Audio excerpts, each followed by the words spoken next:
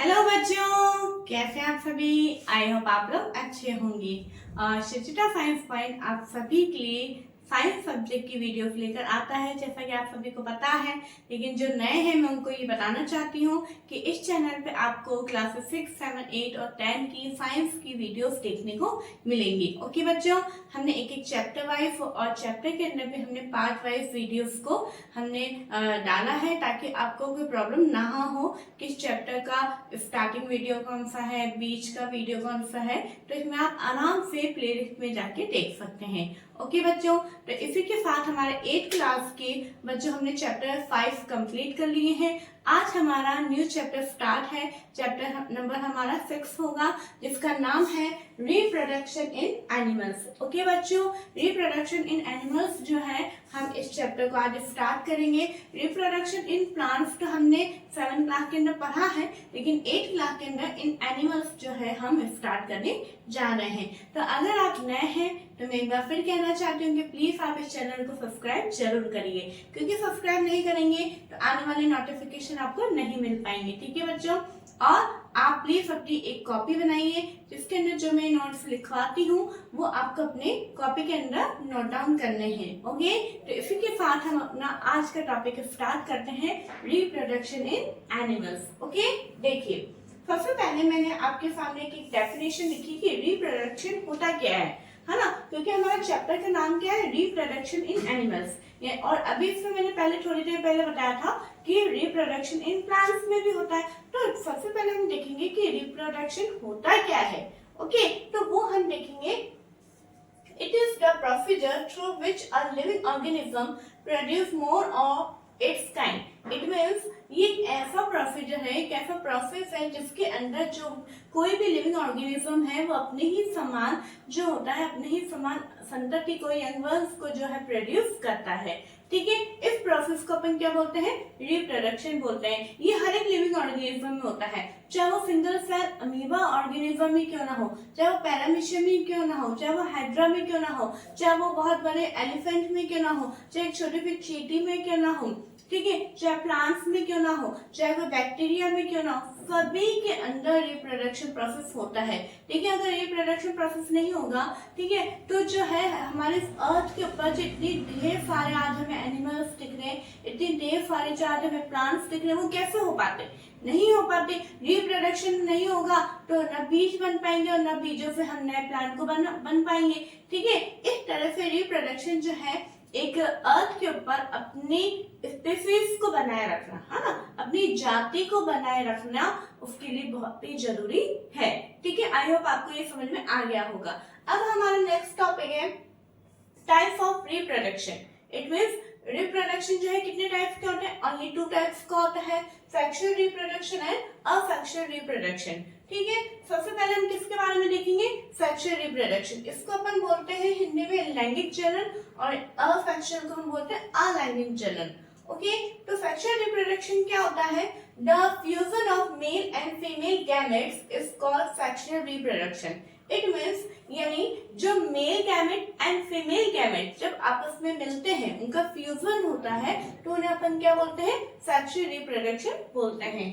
ठीक है, in humans male and female reproductive organs are different. देखिए, जैसे कि आप थोड़ा सा रिकॉल करिए कि प्लांट्स के अंदर हमने देखा था कि प्लांट्स के अंदर पिस्टल होता है, एंथर्स होते हैं, स्टैमेंस होते हैं, उनमें पॉलन ग्रेन्स जो है उनका ट्रांसफर होता है, जिसके दौरान रिप्रोडक्शन होता है। मतलब प्लांट्स के अंदर अलग अलग ऑर्गन्स थे। ठीक है, यहाँ पे अगर हम ह्यूमन बॉडी की बात करें तो ह्यूमन के अंदर भी male reproductive organs and female reproductive organs are different. Okay, दोनों में डिफरेंस होते हैं।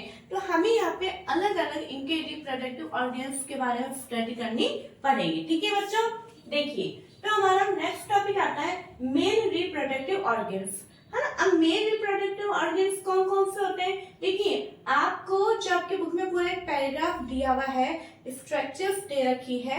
ठीक है, तो पैराग्राफ में से किस तरीके से क्वेश्चन बन के आ सकते हैं, मैंने उसी तरीके से हेडिंग्स लिख के यहाँ पे क्वेश्चन ये थ्योरी लिखी है।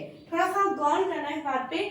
या तो क्वेश्चन बनकर आ सकता है कि explain the male reproductive system, तो उसके अंदर आपको पूरा लिखना होगा विथ डायग्राम। ठीक है, लेकिन अगर आप उसी पैराग्राफ में से छोटे छोटे 1 क्वेश्चन जो है वो कैसे बन सकते हैं उसके अनुसार मैंने यहाँ पे ये लिखा है।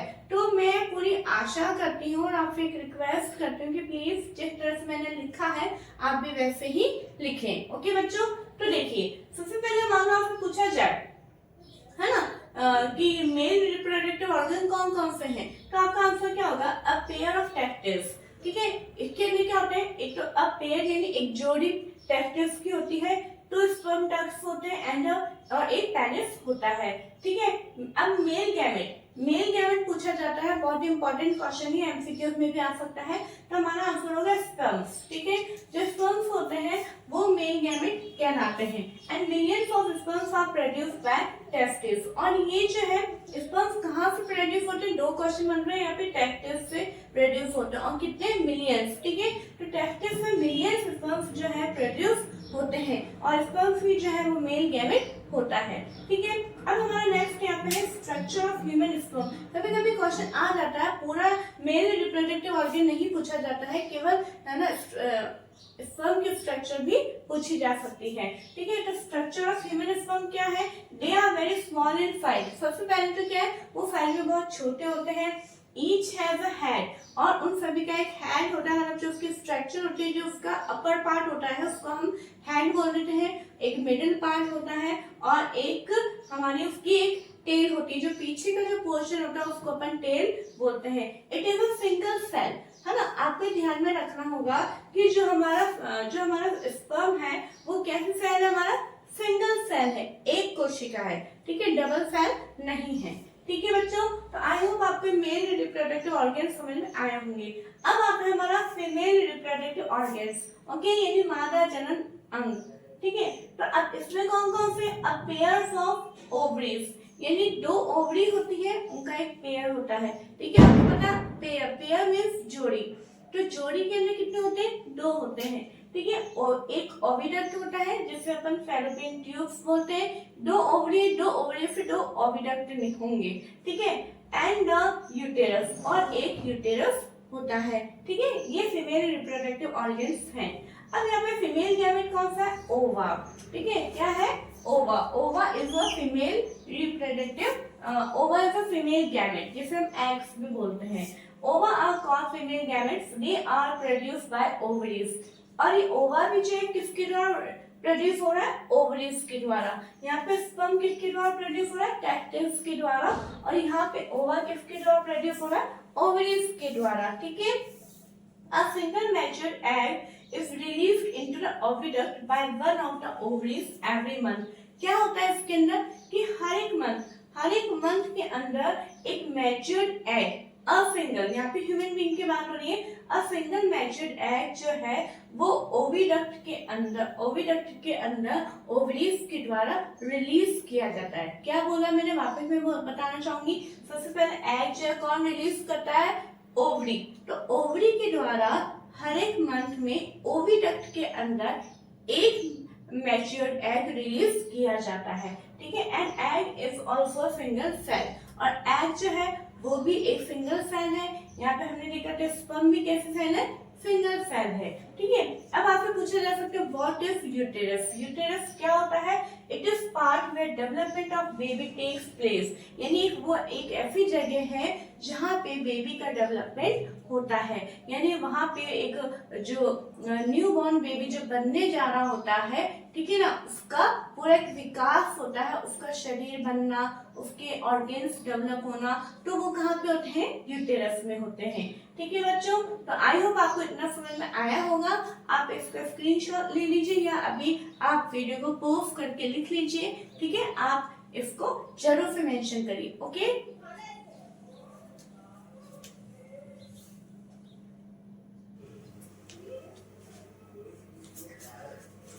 ओके बच्चों, अब हमारा नेक्स्ट टॉपिक आएगा फर्टिलाइजेशन। ठीक है, फर्टिलाइजेशन क्या होता है वो हम देखते हैं। Such fusion of the egg and the sperm is called fertilisation, यानी वो प्रोसेस जिसके अंदर जो हमने देखा था कि जो हमारी एग सेल होती है, जो स्पर्म सेल होती है, जब उनका फ्यूजन होता है, ठीक है, उसे अपन क्या बोलते हैं? फर्टिलाइजेशन बोलते हैं। फर्टिलाइजेशन को हिंदी में इनिशिएशन भी बोलते हैं। ठीक है बच्चों, अब देखिए यहाँ पे जो है मैंने ये थोड़ा सा ये बना के समझाने की कोशिश करी कि जैसे स्पर्म गैमेट होता है, इसके अंदर हर एक सेल, जैसे कि अपन ने देखा था कि स्पर्म और एग जो है सिंगल सेल होती है, सिंगल सेल यानी एक कोशिका, और जहां पे भी सेल की बात होती है वहां पे न्यूक्लियस तो प्रेजेंट हो गई, ठीक है। तो यहाँ पे स्पर्म गैमेट और ये एग गैमेट दोनों जब का फ्यूजन होता है तो इन दोनों की न्यूक्लियस जो है वो एक पूरा बन जाता है। तो जब स्पर्म और एग का फ्यूजन होने के बाद में जो स्ट्रक्चर बनती है उसे अपन क्या बोलते हैं, जायगोट बोलते हैं। क्या बोलते हैं बच्चों, जायगोट बोलते हैं। और ये जायगोट जो है इसके अंदर 2 न्यूक्लियस प्रेजेंट हो जाते हैं और फिर ये दोनों न्यूक्लियस मिलके जो है एक फॉर्मेशन हो जाता है। अब यहाँ पे आप ये देखिए जो जायगोट है वो न्यू इंडिविजुअल है, यानी जो ये एक ऐसी चीज है कि जिसके द्वारा एक नई संतति का निर्माण होना चालू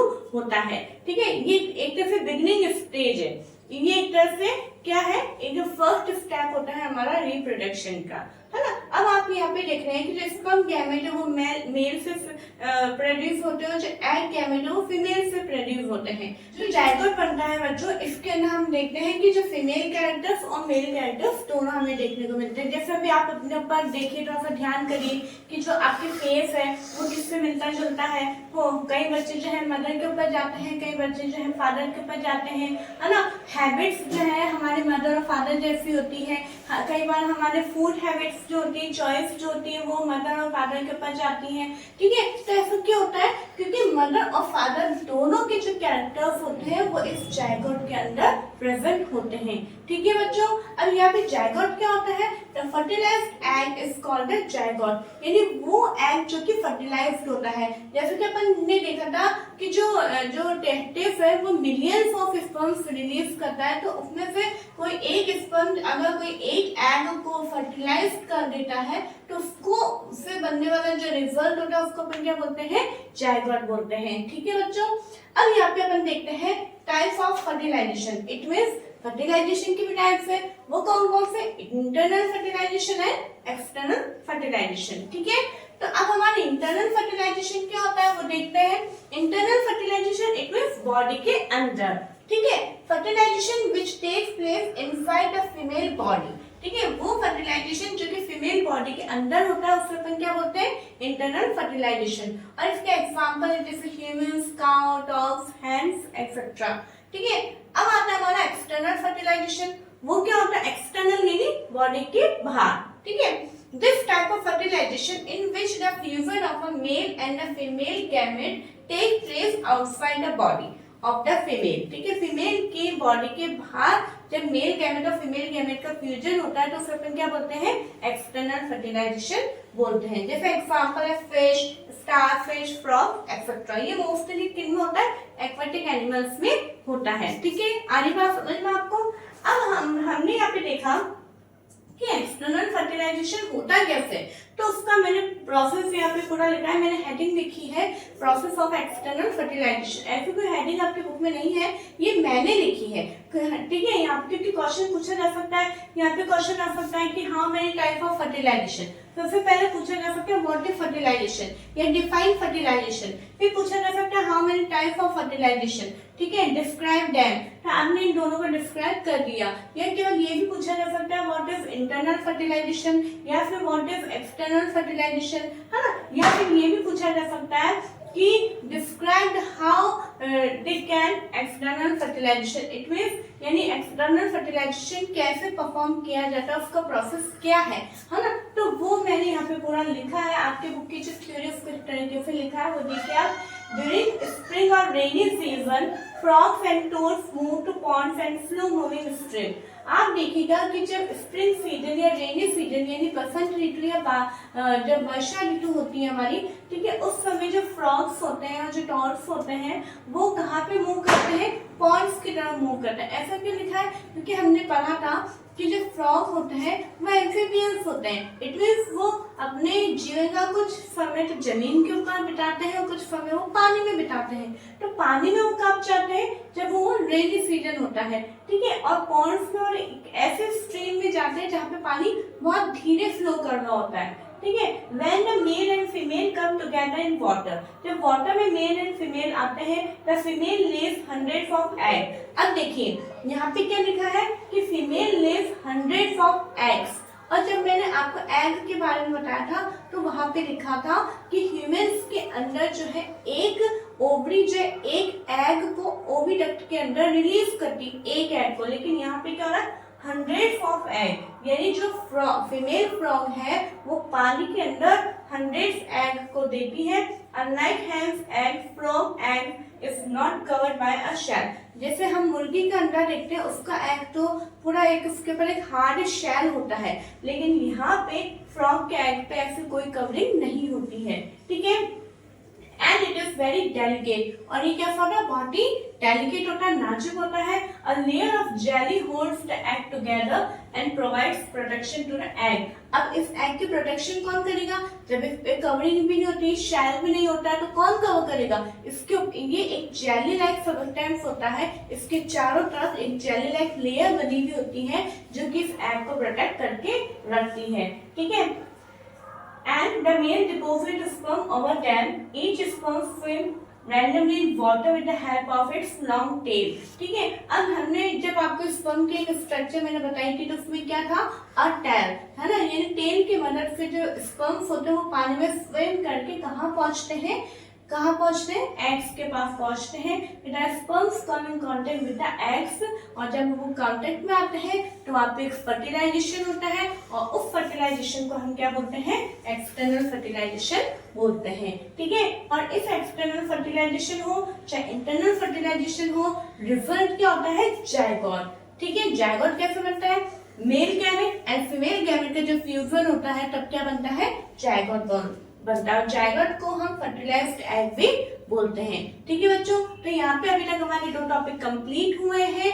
कौन सा हुआ है हमारा, रिप्रोडक्शन कितने टाइप्स के होते हैं, और फर्टिलाइजेशन कितने टाइप्स के होते हैं, और एक्सटर्नल फर्टिलाइजेशन का क्या प्रोसेस है, ओके। तो आप इसको जो है इसके नोट्स लिख लीजिए कॉपी में, इसके आगे के टॉपिक्स को हम देखते हैं।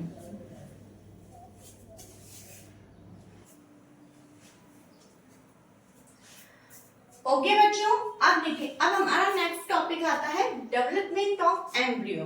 एम्ब्रियो क्या होता है वो पहले मैं आपको बता दूं कि यहाँ पे हमारी हेडिंग है development of embryo. It means जो भ्रूण का विकास कैसे होता है, ठीक है। तो एम्ब्रियो कैसे बनता है बच्चों, सबसे पहले आपके सामने एक ही जायगोट दिख रहा है ना। अभी स्ट्रक्चर से आप पहचान जाओगे ये क्या है, जायगोट है। जायगोट जब डिवाइड होता है, ठीक है, लगातार रेपिडेटली डिवाइड होता है, और ये बहुत सारी एक क्या बना लेता है, बॉल ऑफ सेल्स, यानी बहुत सारी कोशिकाओं का एक गुच्छा टाइप में, क्लस्टर टाइप में बन जाता है, ठीक है। उसके बाद में फिर अलग अलग टाइप्स के टिश्यूज में डेवलप होता है ये, फिर अलग अलग टाइप के जो टिश्यूज होते हैं वो ऑर्गेन्स में बदल जाते हैं, और वो ऑर्गेन्स जो है वो कहाँ में बदल जाता है, बॉडी में बदल जाता है, ठीक है। इस टाइप से पूरा एक शरीर का निर्माण होता है, ठीक है। तो यहाँ पे आपको बच्चों एक चीज और समझने वाली बात है कि अगर आपको कोई पूछा जाए कि what is the smallest and functional unit of the body, ठीक है, बॉडी की सबसे छोटी और कार्यात्मक इकाई कौन सी है, तो आपका आंसर क्या होगा, सेल, क्योंकि जो सेल ही है वो ही हमारा डिवाइड हो रहा है ना। समझ में आ रही है बच्चों। तो आपको ये पता चल गया कि एम्ब्रियो कैसे बनता है, कि जो हमारा जो जायगोट है वो लगातार डिवाइड होता रहता है सेल्स में, फिर टिश्यूज बनते हैं, टिश्यूज से ऑर्गन बनते हैं, ऑर्गन से फिर बॉडी बनती है, ठीक है। तो एम्ब्रियो क्या होता है, अगर आपसे पूछा जाए what is an embryo, okay, the zygote divides rapidly to give rise to an embryo. जब जायगोट लगातार डिवाइड होता रहता है तो एक स्ट्रक्चर बनती है जिसको अपन क्या बोलते हैं, एम्ब्रियो बोलते हैं, okay. The embryo gets embedded in the wall of the uterus for further development. अभी जो एम्ब्रियो है, हमने जब यूटेरस के बारे में पढ़ा था तो क्या देखा था कि यूटेरस एक ऐसी जगह है जहां पे जो है बेबी का डेवलपमेंट होता है। अब यहाँ पे अपन देख रहे हैं कि जायगोट जो है सेल में बदल रहा है, सेल से टिश्यू, टिश्यू से ऑर्गन, ऑर्गन से बॉडी, मतलब ये पूरा एक शरीर का डेवलपमेंट हो रहा है ना, एक शरीर बन रहा है। तो ये कहाँ पे बनेगा, यूटेरस में बनेगा। इसलिए यहाँ पे हमने क्या लिखा है, जो एम्ब्रियो है वो यूटेरस की वॉल से चिपका रहता है, ठीक है, फॉर फर्दर डेवलपमेंट। आगे बात समझ में अब आता है कि डेवलपमेंट हो रहा है। आप देखते हैं ह्यूमन बीइंग में पूरे 9 मंथ लग जाते हैं, है ना, धीरे धीरे first month, second month, third month उनमें डेवलपमेंट होता जा रहा है। तो लास्ट एक ऐसे स्टेज आती है जिसको अपन फॉइटस बोलते हैं। फॉइटस क्या होता है? The stage of the embryo in which all the body parts can be identified is called the foetus. यानी एक ऐसी अवस्था है ना, एक ऐसा समय जब हम इस पूरे एम्ब्रियो के हर एक बॉडी पार्ट को अच्छे से देख सकते हैं, उसे अपन क्या बोलते हैं? एम्ब्रियो बोलते हैं। सॉरी, उस स्टेज को अपन क्या बोलते हैं? फॉइटस बोलते हैं। आगे बात समझ में? ठीक है, तो ये भी एक इम्पोर्टेंट है, इसलिए मैंने हर एक डेफिनेशन को अलग से हेडिंग डाल के लिखा है, तो आपको भी कॉपी में इसी तरह से लिखना है बच्चों। ठीक है, नेक्स्ट हमारा आता है when the development of the foetus is complete. जब फॉइटस का डेवलपमेंट पूरा कंप्लीट हो जाता है, ठीक है, तो the mother gives birth to the baby. तो जो मदर है वो बेबी को जन्म देती है। ओके, अब हमारा नेक्स्ट टॉपिक आता है ओविपेरियस एनिमल्स। देखिए बच्चों, क्या है ना, मेरा एक ये तरीका है कि मैं एक ही एक बात को बार बार रिपीट नहीं करती हूँ, है ना। कई बार देखा होगा आप लोगों ने, कुछ जगह आप सुनते होंगे कि एक ही बात को 2 से 3 बार 4 बार रिपीट कर दिया जाता है। ठीक है, उससे क्या होता है बच्चों, वीडियो भी बहुत लंबा हो जाता है और सुनने वाले को भी लगता है कि एक ही बात को कितनी बार बोला जा रहा है। इसलिए मैं एक ही बात को ज्यादातर एक ही बार बोलती हूँ। अगर आपको ऐसा लगता है कि नहीं समझ में आया, वीडियो को पहले आप दोबारा देख लीजिए। ठीक है, लेकिन मैं एक ही बात को एक ही बार बोलना पसंद करती हूँ ताकि आपका टाइम वेस्ट ना हो, मेरा भी ना हो और आपका भी ना हो। आई होप आपको इस तरीके से समझाने का तरीका आपको समझ में आ रहा होगा। अगर फिर भी आपको ऐसा लगता है कि नहीं मैम आप रिपीट किया करें, तो प्लीज आप कमेंट बॉक्स में जरूर से लिखें। ओके, तो इसी के साथ हम हमारा नेक्स्ट टॉपिक लेते हैं ओविपेरियस एनिमल। अब ओविपेरियस एनिमल क्या होता है? Those animals which lay eggs are called oviparous animal. It means वो animals जो कि eggs देते हैं, यानी वो animals जो अंडे देते हैं, उन्हें हम क्या बोलते हैं? ओविपेरियस एनिमल्स बोलते हैं। ठीक है, अब ओविपेरियस एनिमल आप देखते हैं, अभी अपन ने देखा ह्यूमन बीइंग के अंदर कि जो इंटरनल फर्टिलाइजेशन हो रहा है ना, हमने क्या देखा? इंटरनल फर्टिलाइजेशन हो रहा है, एग्स और स्पर्म्स जो है फीमेल बॉडी के अंदर ही फर्टिलाइज्ड हो रहे हैं, है ना। उसके बाद में जो है पूरा 9 मंथ का प्रोसेस होता है। अलग अलग एनिमल्स का अलग अलग टाइम पीरियड होता है, मैं बस ह्यूमन बीइंग का बता रही थी 9 मंथ।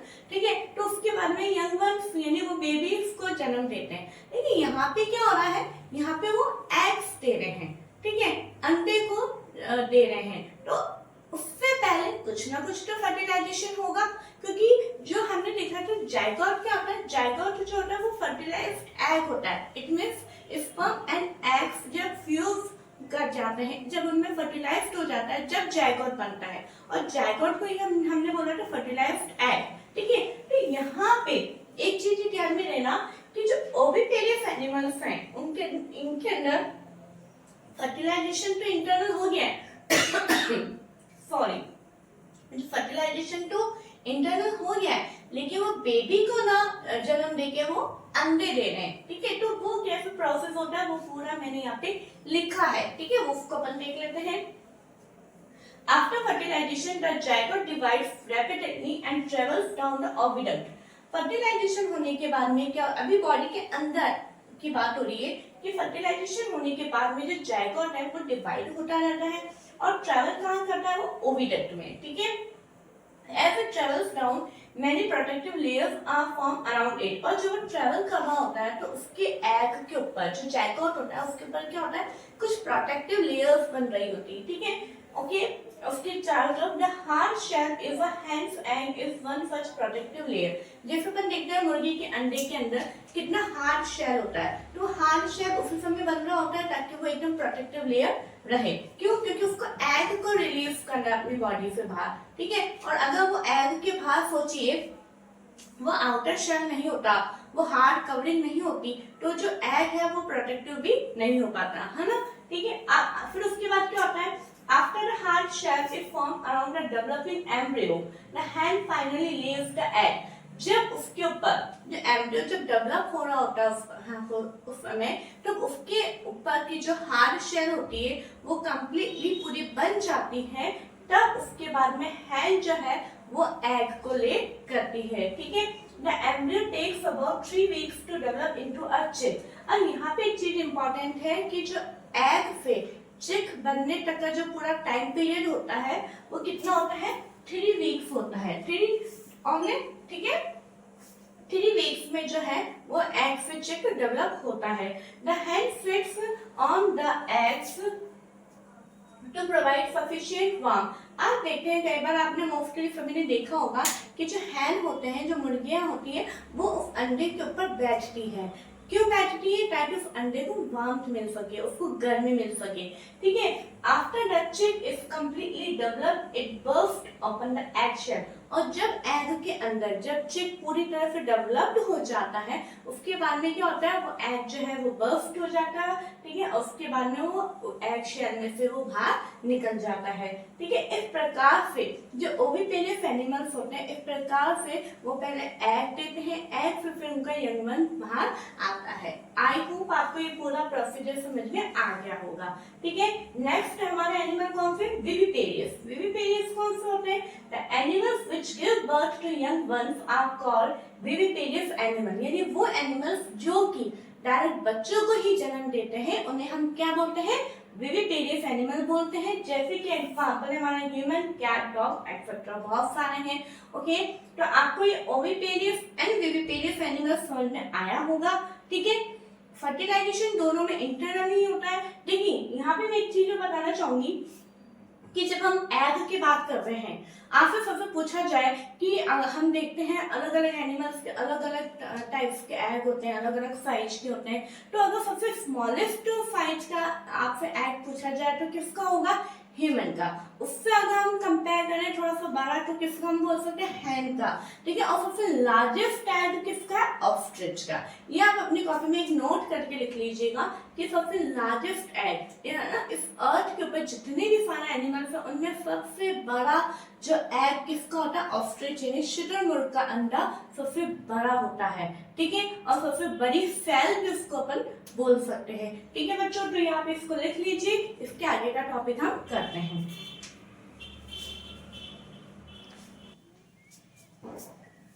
ओके बच्चों, अब हमारा नेक्स्ट टॉपिक है बच्चों यंग वंस टू एडल्ट, है ना। देखिए जैसा कि हमने अभी क्या देखा था कि जो एग्स होते हैं वो काय में डेवलप होते हैं? चिक्स में डेवलप होते हैं।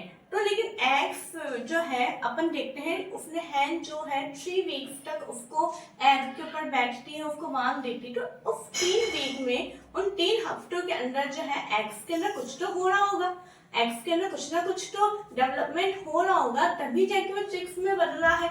तो इसी तरह से हम देखते हैं जो यंग वंस होता है उसको हम एडल्ट में कैसे बदलते हैं, उसका हम प्रोसेस देखेंगे। ठीक है। The new individuals which are born to hatched from the eggs continue to grow till they become adult। जो न्यू इंडिविजुअल होता है वो जब उसका जन्म होता है या जब हैच्ड होता है एग से, तो वो कंटिन्यू ग्रोथ करता है, काय में बदलता है? एडल्ट में बदलता है। ठीक है। In some animals the young ones में look very different from the adults. कई जानवरों के अंदर जो यंग वंस होते हैं वो जो एडल्ट बनता है उससे बिल्कुल डिफरेंट होता है।